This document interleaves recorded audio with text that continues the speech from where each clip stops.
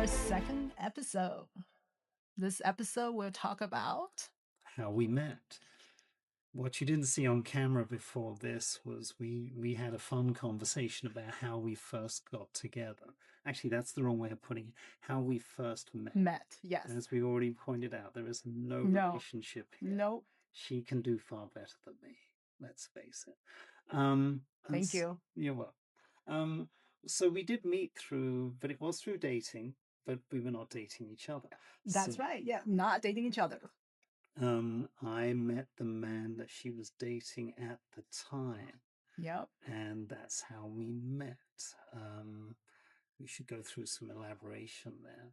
We're not going to name names. No. You've only got our first names. It'll never change. We may end up one day in balaclavas. We just never know. But let's give him a name, right? We'll call him Fred. Okay, Fred. Okay. Fred I had never met before. There was no plan here. It just happened one day that I walked into a restaurant and my hair was longer than it was now. And I was wearing a very, very stunning red long coat. And Fred calls out, "It's Ringo Starr." Right. And, I love Ringo Starr. I love the Beatles, as you can already tell from the accent I am English. And I turned around and took grave offense from it because I said if I was going to be any Beatle, it would be George Harrison. I think George is the cooler of the Beatles. He was the most, there's something special about George. And anyway, so he got into this conversation with me, and instead of me feeling attacked or embarrassed that he would call that out in front of a restaurant full of people, I roll with it, and we actually become good friends. Well, not great friends, but good enough friends that we met a couple of times for lunch and stuff like that. He told me, "Do you know this particular person? They work at the company I work in." And I said, "I don't know. Show me a picture." And he showed me a picture, and I went, "Oh, I know you. I know her. Yeah. Yeah. Obviously, I know you, because you're very noticeable." So, thank you. Yeah. And so I reached out to you and said, "I hear you're dating Fred." It apparently wasn't going as well in your eyes as maybe Fred thought it was. So you take over the story from there. Yeah, Fred was really excited to see you. He was like, "I saw this guy who works with you. He is just like Ringo Starr, very excited." So, and then we became friends then. So, so we're gonna talk a little bit more about Fred. It's a little bit like dating after divorce. Sometimes doesn't go so well.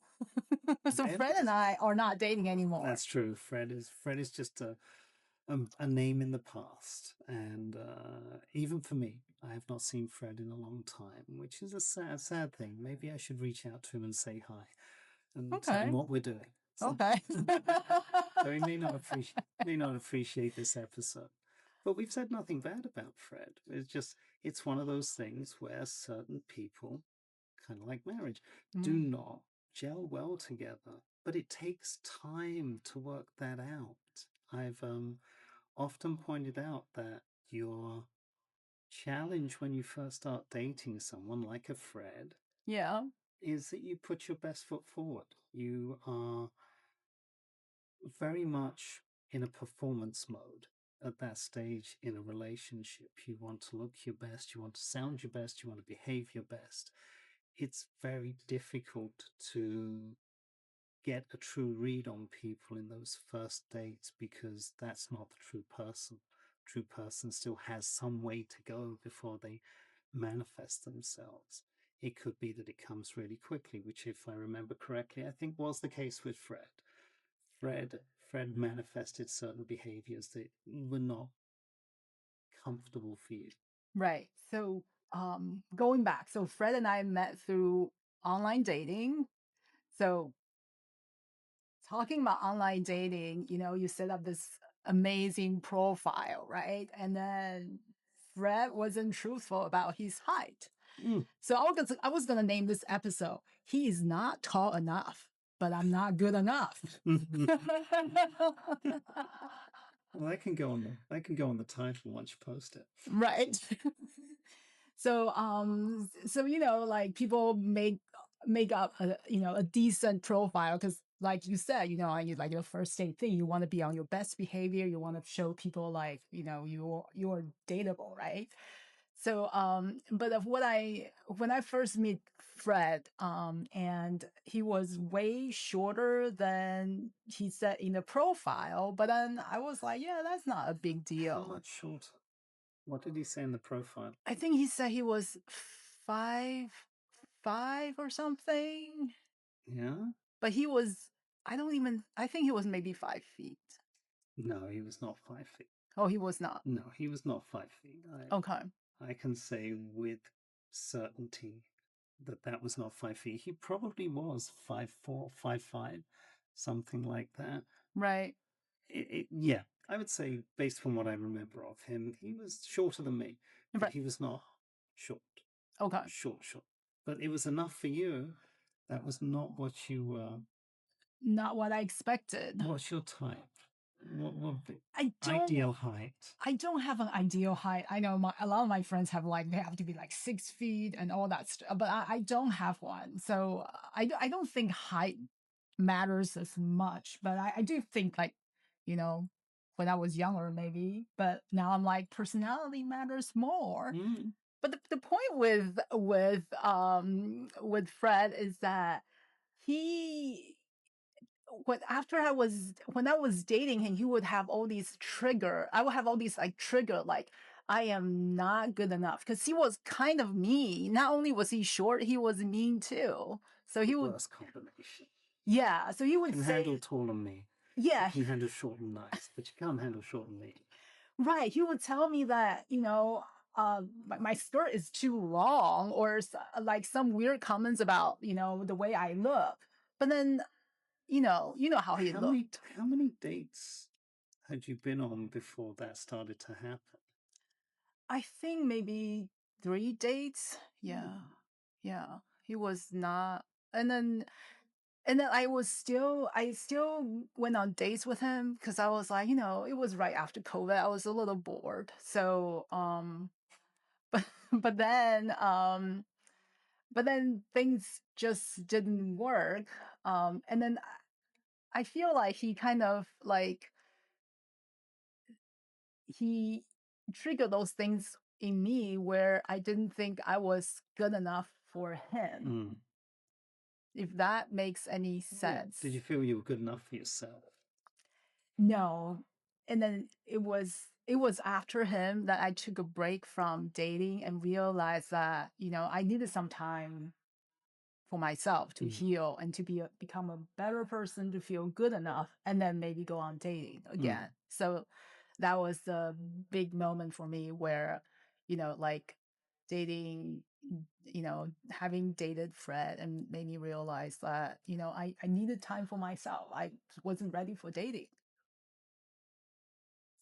How long was the fallow period? How long did you not go dating after Fred?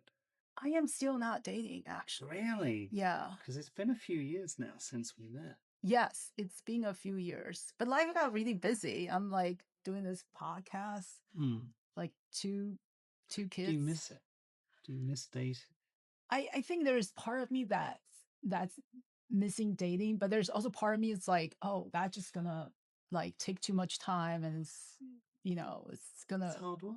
It is hard work, right? You have to like deal with another person. I mean, there's always the fun and the not so fun part. But how did you break up with Fred?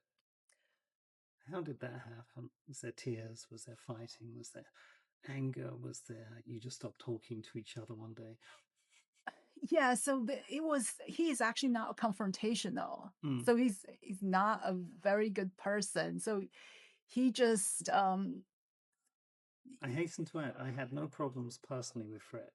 right. So his ex was having a tummy tuck, and he didn't tell me about it. So he went to take care of her to have the surgery in Richmond, and he went to take care of her at her house for like a few weeks while she recovered. Oh, okay. So he didn't tell me any of that while we were dating.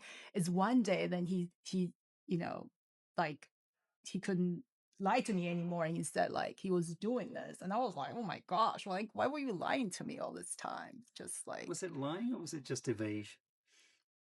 Like what? he never mentioned. Well, he said he was out of town for Well, like, technically he was. but then he was back. He was only in Richmond for like Oh. a day for the surgery, but he was actually in town. But he lied to me. He kept saying he was still out of town. Yes, because he was busy with her kids because she had kids, and then taking care of her. So that was like, I don't think I can take this It's like anymore. elaborate ghosting. He elaborately ghosted you with a fictitious story about being. Yes, it's just like, I'm just like, and then after the fact, I saw you, and you're like, what were you thinking? Sorry, Fred.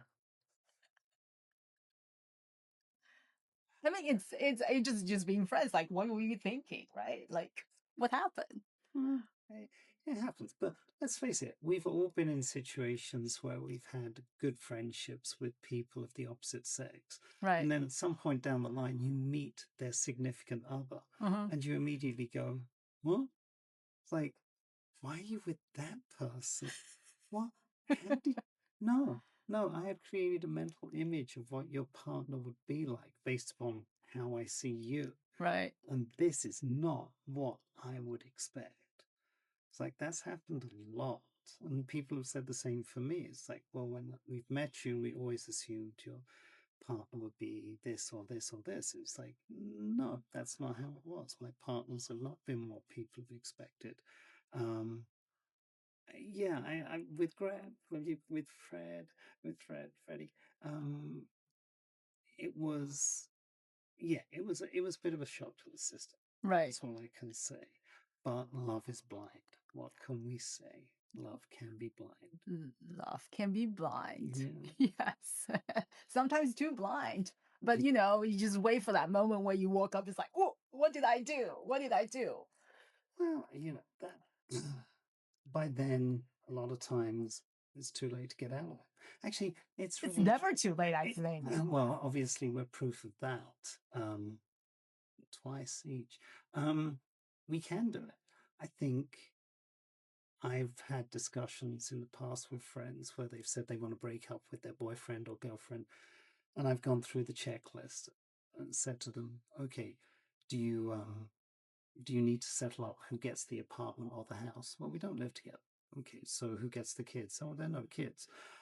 Do you need to split up who gets the dog or the cat? Oh, there are no pets. Well, what about the record collection? Well, we don't have records. I said, do you have anything tangible, any kind of obligation with each other that is making this split difficult? No. I said, so this is purely emotional. Purely emotional. That's not to diminish it, but it's like you technically have no tangible reason not to stop seeing each other. You just got into the habit. You've got into what is a predictable pattern of behavior. And it's very difficult to break those patterns. It's not easy at all. With Frank, I'm assuming, how many weeks, months did you go? Maybe a month. A month. Or so you almost two. So yeah. You'd failed to become chemically invested in each other. Right. Thank goodness. Especially given the fact that he was disappeared for at least the last week of that month. Right. So that made a big difference as well. Yeah. You barely got to know him. Well, it was like dating for a month, and then he disappeared for like a couple of weeks. So that was. Did he ever try and get back in touch with you after? Nope. No. Which is a good thing, right? So it was a clean break. Yeah, It was a clean. I love that. There's nothing bad about that. Okay, so that's how we met, because I was told by Frank, you worked here. Yes. I came looking for you and said hi. Which is amazing, right? So we gotta like thank Frank for having this connection and making this podcast together, and we're still friends. Thank you, Frank. Thank you. Yeah. Oh, okay. we're going to stop now because we have lives to get on with, but we'll be back. Okay. Yes. All right. See you Okay. next time. Take care. Bye.